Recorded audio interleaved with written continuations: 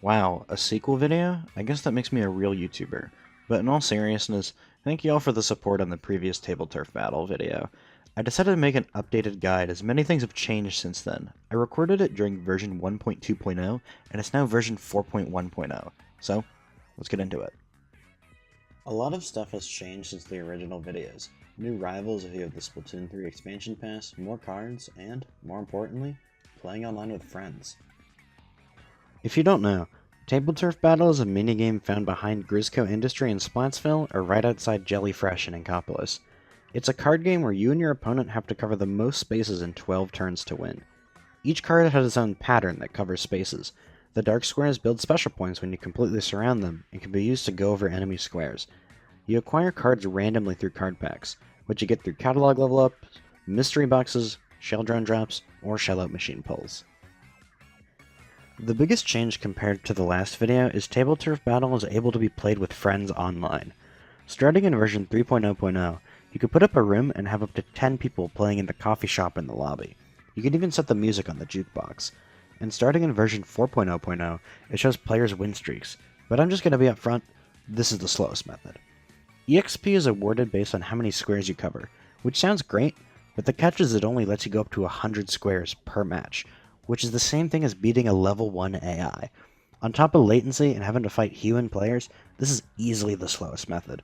Avoid if you're trying to grind as fast as possible. Moving on to the grinding section, the EXP you receive from beating the computer is different depending on the level.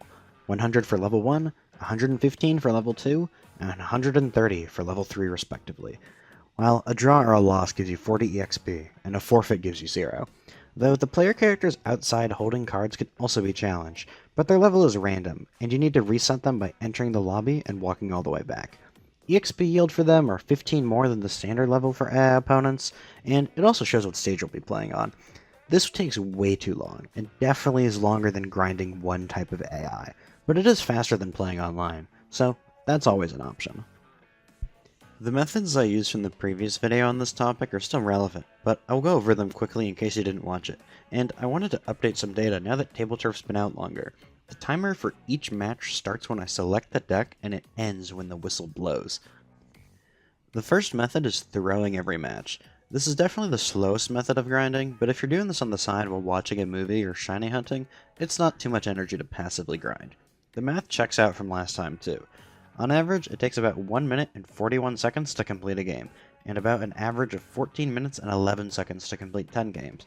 You have a win rate of 0%, but gain 400 points. Doing this method, you get 285 points every 10 minutes. Of course you can't actually get 285 points exactly using this method, it's just a rounding quirk.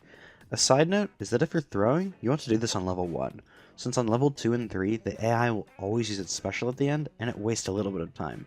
3 seconds might not seem like a lot, but later, you'll see why this matters. The second method is actually trying to beat the AI in all their difficulty levels.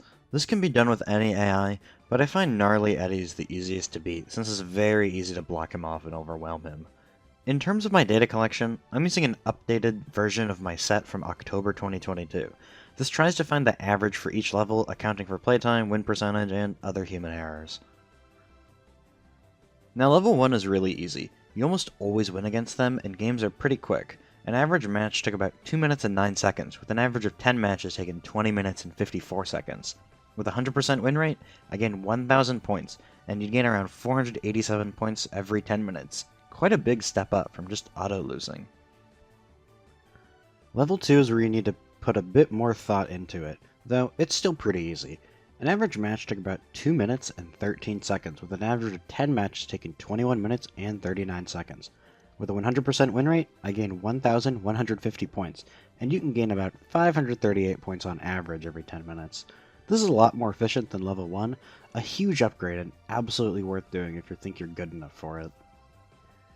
Level 3 is where you aren't going to win consistently, and you'll probably lose more than you win, spending even more time. An average match took 2 minutes and 18 seconds, with an average of 10 matches taking 21 minutes and 25 seconds. With a 50% win rate, I gained 910 points. You'd gain around 428 points on average every 10 minutes, which is even less than fighting on level 1, but that's mostly because of the low win rate. After testing all this, The math shows that level 2 is the most efficient, but I have a secret 5th method I didn't mention in the last video, and it speeds up the process so much faster. So this is Clone Jelly. God, I love that animation. And he's the final rival you unlock at level 47. His gimmick is that he clones your deck, so it's all down to raw skill to beat him. Or is it? Each Tableturf opponent has a different type of playstyle. Accumulate special, balanced, and aggressive. This affects how they play. Clone Jelly has a balanced playstyle, but we can exploit that. By making a deck of cards exclusively of tiny cards, Clone Jelly will try to balance charging special and invading your space, but is unable to due to the sizes and the shapes of the cards. Because of this, the first 7 to 9 turns you could just build up special points, and when he gets close, just use all of them at once to cover up the spaces, and there's nothing he can do about it. This almost guarantees you a victory on level 3 each time, which is an insane fast experience yield. Against level 3 Clone Jelly, an average match took about 2 minutes and 10 seconds, just a bit slower than level 1, with an average of 10 matches taking 20 minutes and 56 seconds. With a win rate of 100%, I gained 1,300 points, and you'd get an average of 630 points every 10 minutes. This is a massive upgrade compared to all other methods, and is objectively the fastest way to grind Tableturf Battle. Though, I understand this isn't immediately attainable for most people. Clone Jelly unlocks at level 47, which is a ridiculous amount of time, and level 2 works until you get to that point. But why do you want to level up in the first place? Well, because of the rewards, which there are some more since we covered this last time. Every time you level up, you receive a reward, mainly new rivals to fight, stages to play on, or card packs to get more cards. Though the rivals of Annie, Jalonzo, Fredcrumbs, and Shelly and Donnie are only unlocked when you purchase the Splatoon 3 expansion pass, regardless of level. Anyways, there's 7 different categories of rewards you get through leveling up, so let's go over the rewards and see what level they're at. One of the smallest types of rewards are titles. You get 2 sets of titles, one at rank 6 and the other at rank 50. They're both okay, though the strongest part of the rank 50 title reward can go pretty well with other things. The second set of rewards are banners. They're pretty spread out in terms of rank, and while the rank 25 one doesn't look too good, the rank 10 and rank 46 ones are pretty cool. Nice banners to use as your splash tags. The third set of rewards are stickers. You could put this on your locker and show off your Tableturf dedication. I like all of these. I think the weapon pairs are cute, and if you want to go for a Tableturf themed locker, the final one is pretty cool too. The fourth set of rewards are card sleeves. There are more of these, but we'll get back to that later. These can give your deck a little bit more uniqueness while playing against other players, since they're able to see them. Though, I think a lot of them look too similar for them being unlockable level rewards. They're fine, but like I said, we'll get to more later. The fifth set of rewards are decorations. You can place these in your lockers. I think these are pretty cool. It reminds me of minted baseball cards and how people display them. If you were able to choose which card could be displayed, that would be amazing. But I still think these look really good. The sixth set of rewards are emotes, or I guess just reward. There's only one. You get the emote Card Shark at rank 30, and it can be played after winning a multiplayer match. I wish your hand was actually holding some cards, but this still accomplishes the goal of making you look like a Yu-Gi-Oh character. I had to get to this eventually. Every badge collector's nightmare. The seventh set of rewards are badges, ranging from rank 30 all the way to the max, rank 999. Let me go on a tangent. This is insane. These badges were added in 4.0.0, and I hate when games do this. This isn't content. This is the illusion of content by setting rewards so ridiculously high. Unless they rework the EXP table for Tableturf, I'm not going to go for that badge. Way too much time investment. The badges look okay. The only good-looking runs are ranks 50, 900, and 999. The main reason people grind Tableturf past 50 is this, and using Clone Jelly level 3 will shave off hours of this grind. Godspeed if you decide to do it. Oh, I almost forgot, there are other badges that aren't related to your rank. There are 3 based on how many cards you've collected, and 1 for beating every character on level 3 at least once. Something you'll probably do while you're grinding. Likely even to get all 150 cards without playing a single game if you get enough random card packs. I do want to go back a bit to the card sleeves. As I mentioned, there are more of them.